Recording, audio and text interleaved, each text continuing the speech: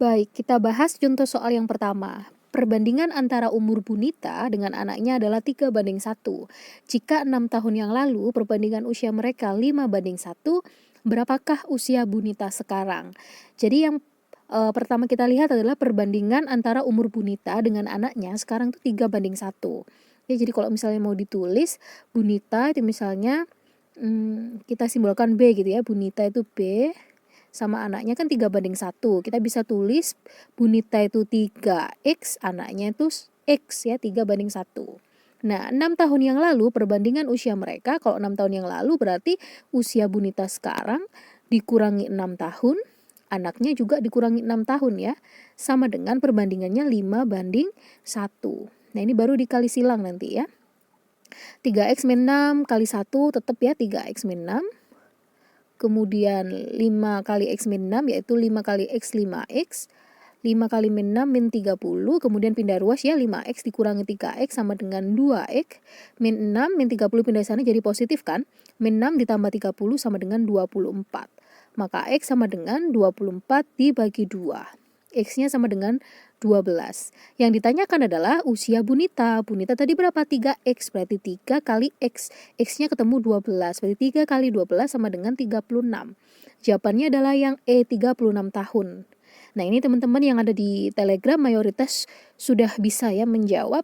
Jawaban yang benar yaitu 36 tahun.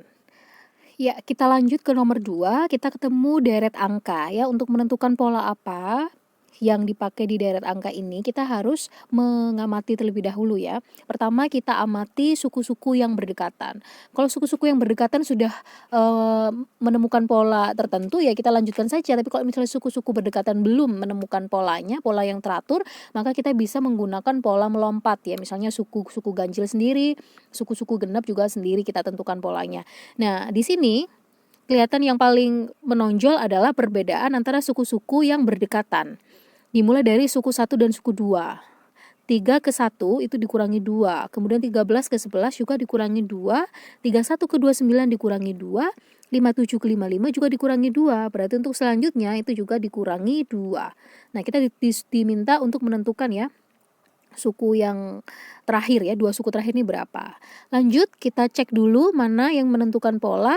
Kita coba pola melompat ya. 3 ke 13 itu nambah 10. Kemudian 13 ke 31 itu nambah 18. 31 ke 57 itu nambah 26. Nah, dari sini kita bisa menentukan nggak polanya ini pakai apa?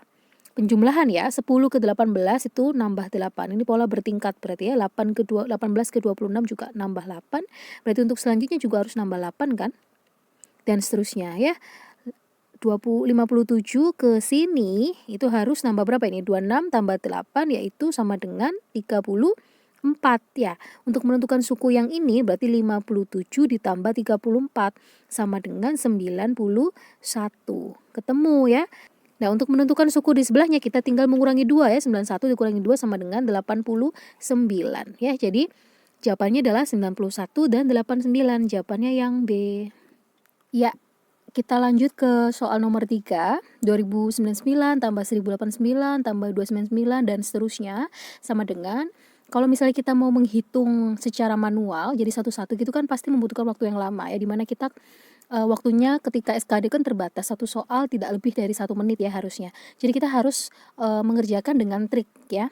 Di matematika kita tahu bahwa ada metode asosiatif ya, yaitu pengelompokan. Jadi kita kelompokkan saja bilangan-bilangan yang ketika dihitung itu akan lebih mudah mengerjakannya. Seperti contohnya ini, 2099 itu kita kelompokkan dengan minus 2096 ya. 2099 dikurangi 2096 hasilnya 3.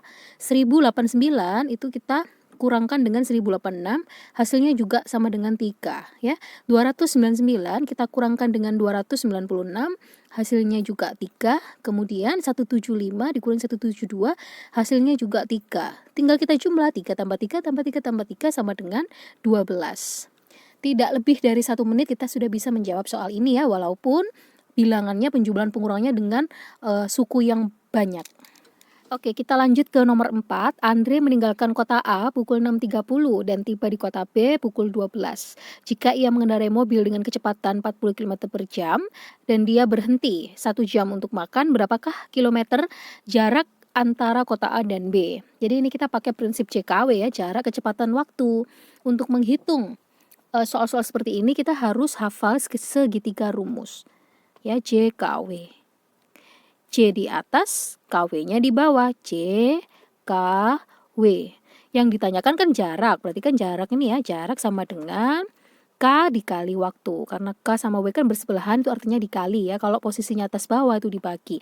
K dikali waktu. Kecepatannya sudah ada ya, 40 km per jam. Hanya saja waktunya belum.